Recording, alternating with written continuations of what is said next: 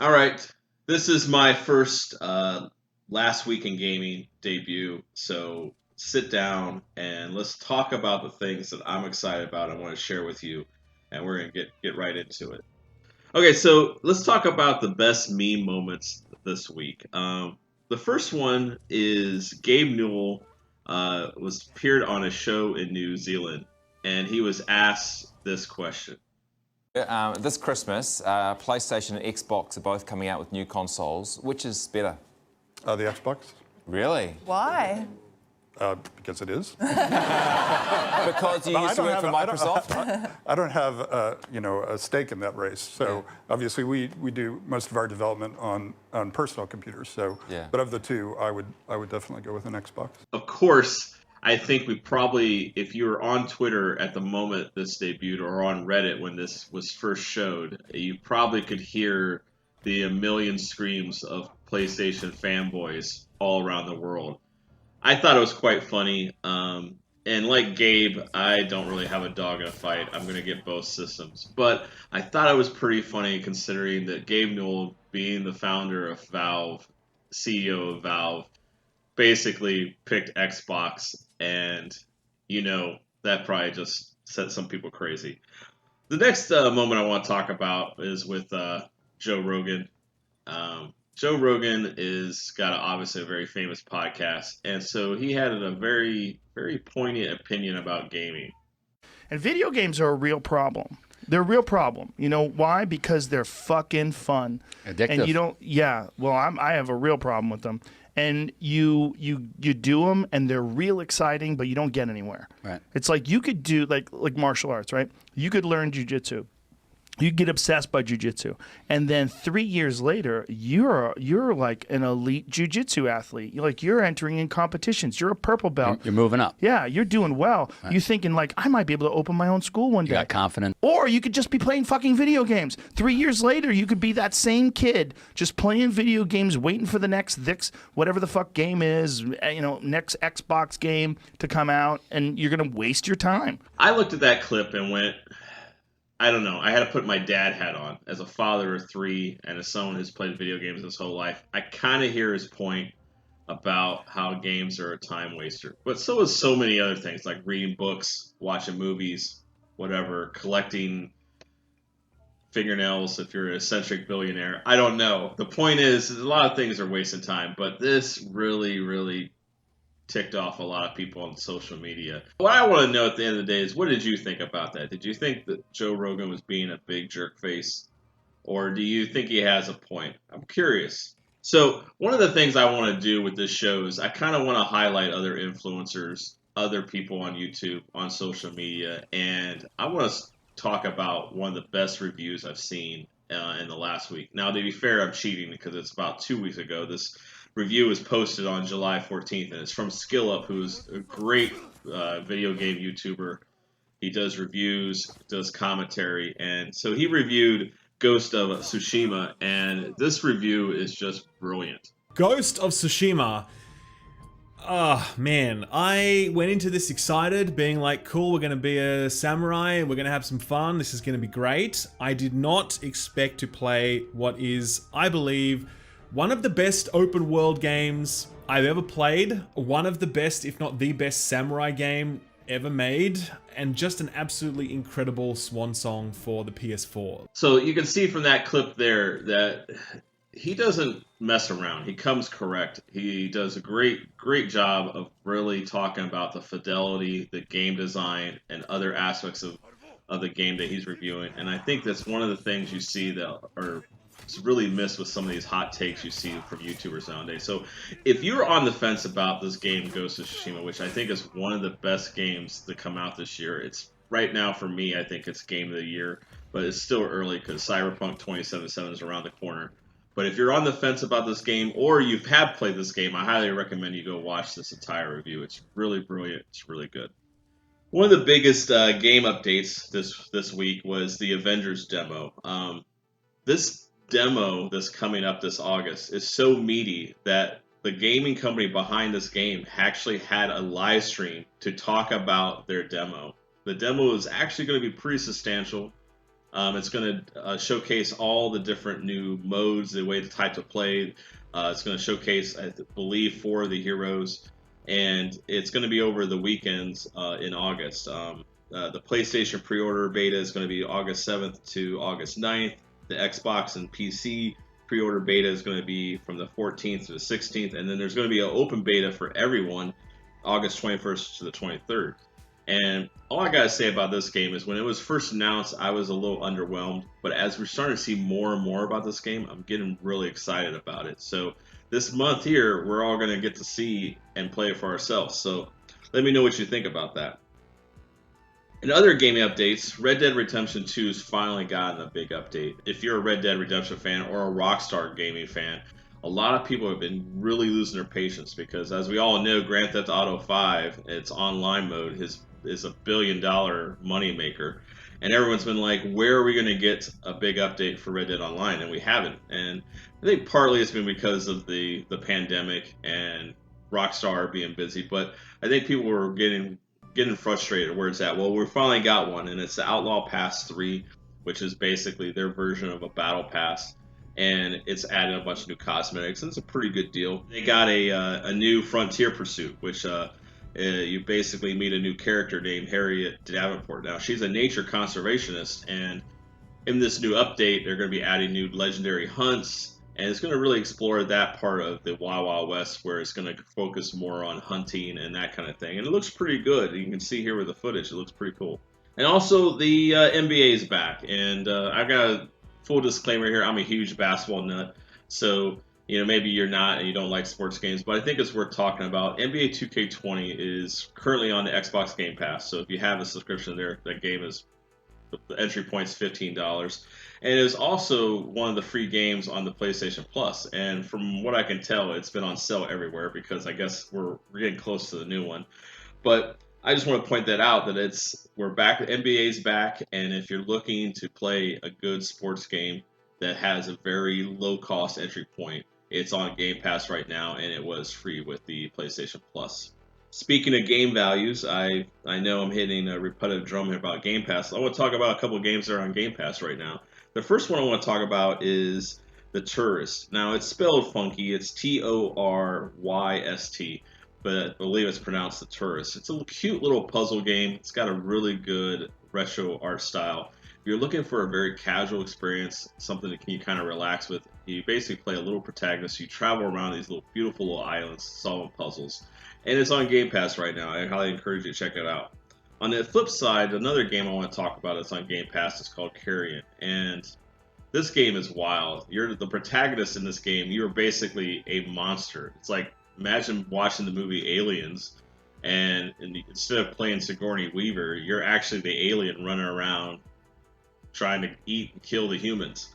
That's basically what this game is. It's pretty wild. It's a two-dimensional, like, Metroidvania type game. I've only spent a little bit of time with it, but I gotta tell you, I've never played anything like it, and it's on Game Pass right now. We were just talking about basketball. Well, there's another game on Game Pass called Dunk Lords, which is a more casual take on basketball games. Think about like NBA Jams or NFL Blitz. It's that kind of game, so it's a very casual sports take, but it is also on Game Pass, and I spent some time playing it, and it kind of reminded me about the kind of casual sports games I played back in the early 90s. Really fun. Next, let's talk about some of the funniest moments of the week in gaming. I think I'd be amiss if I didn't mention Craig. Who's Craig? Well, if you watch the Xbox showcase, Craig is one of the brutes from the Halo Infinite trailer, or demo they showed. And the internet has completely memed this guy. So you can see, there's 1,000 memes that have already been made. And I gotta give Xbox credit here.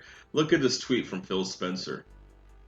Yeah, so Xbox is completely leaned into this, and so I think when it's all said and done, I think this meme is going to survive for at least a year until the new Xbox comes out and Halo Infinite comes out, and I think it's one of the better memes that we've seen in a while.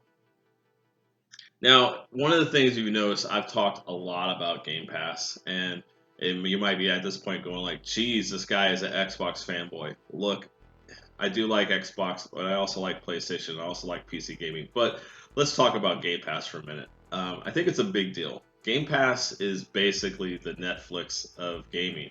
If you're listening to this, you probably already knew that. But like, there are some people I think are in denial about how big a deal this is. And as every month goes by that they add more games to Game Pass, it starts becoming a bigger deal, a better value for us gamers.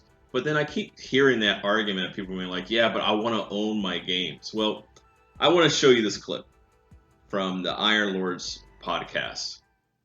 $15 for a bunch of free-to-play games is not a deal, King. Okay, well, I hear what you're saying, but I understand that you can't maintain a subscription service, so you're afraid of it. I understand that. I understand the fear of you dudes. You new TCL dudes, because you sound like you got a TCL, my guy. I hate to break it to people. Time out. Let him get him. No. I'm sick and tired of you dudes afraid of Game Pass, and I understand why. Because you are afraid that when you can't pay that bill, you can't play no game. Yo!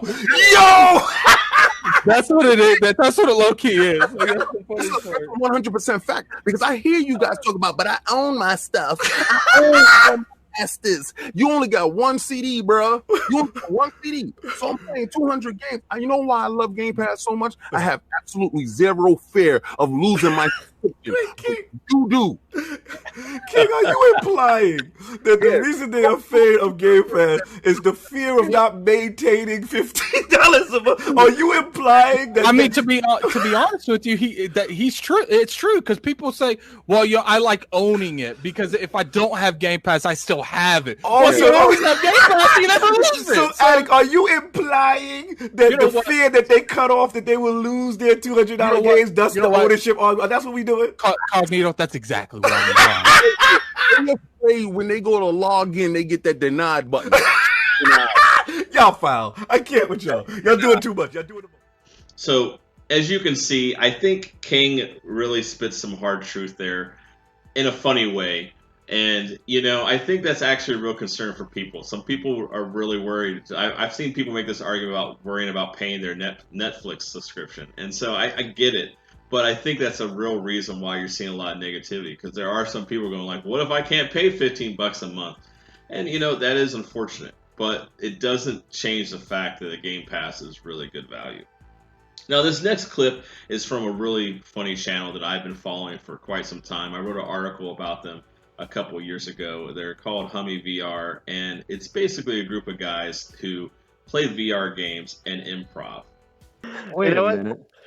I've had just about enough of you two. Oh no. Let's settle this the old-fashioned way, how we did in college. Was it that fucking Scrabble game? Because of the fucking Scrabble game, you asshole. Oh my god. Asshole, I didn't even think you should have called me back. Fuck your nice house. Oh, hey, come on. This is a nice neighborhood. Ow, right in the head. Ow. How are you guys smuggling these knives? I thought this was contraband. Does yours not fit? Fit where? Let me grab my axe. See, he keeps his in his axe hole. Right in the axe hole. So you can see from that clip that these guys are basically obviously good friends. There's two brothers in it, and they have a blast playing it. If you think that is something you're going to enjoy, I highly recommend their channel. They are constantly making these very, really funny clips, and they strictly play VR games. Quick notes, some of the things I want to cover real quick before we get out of here is there's a couple other games I want to talk about. First one is Grounded. It's by Obsidian. It's a survival builder type game, and it takes place in the backyard. It's basically Honey, I Shrunk the Kids meets survival builder game. I spent a couple hours playing with it the other night. Now, it's still in the early preview. It's not a finished game, so it's not really fair to completely put it on blast. But I gotta tell you, I haven't played anything like this before. It's really fun. You run around, you're trying to survive in this backyard. You gotta worry about ants and other insects that can try to eat you and kill you. And it's really, really good. And we're just in the early preview. And then from what I understand, Obsidian's already said that they're going to give us monthly updates. I highly encourage you, and I know broken record at this point, it's on Game Pass.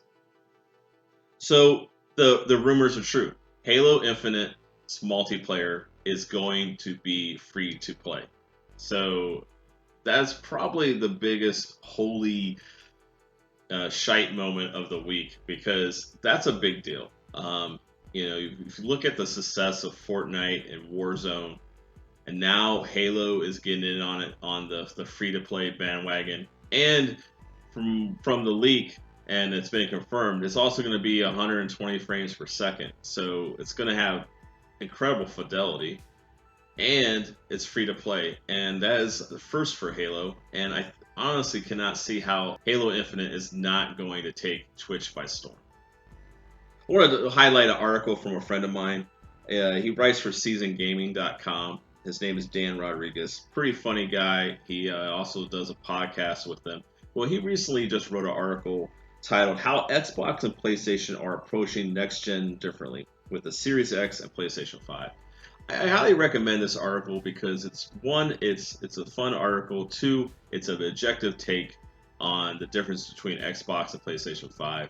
Like I said before, I'm one of those guys. I'm going to get both. But if you're looking for a very, I think, fun, objective take with some really good analysis, I highly recommend this article. And I also highly recommend SeasonGaming.com. They're one of the better outlets who are very objective about gaming. Well, that's a wrap. So if you made it to this point, I appreciate you. Thank you. Like and subscribe. Let me know down in the comments what kind of stuff you'd like to see me cover in the future. And I appreciate you. Gator 6 Charlie out.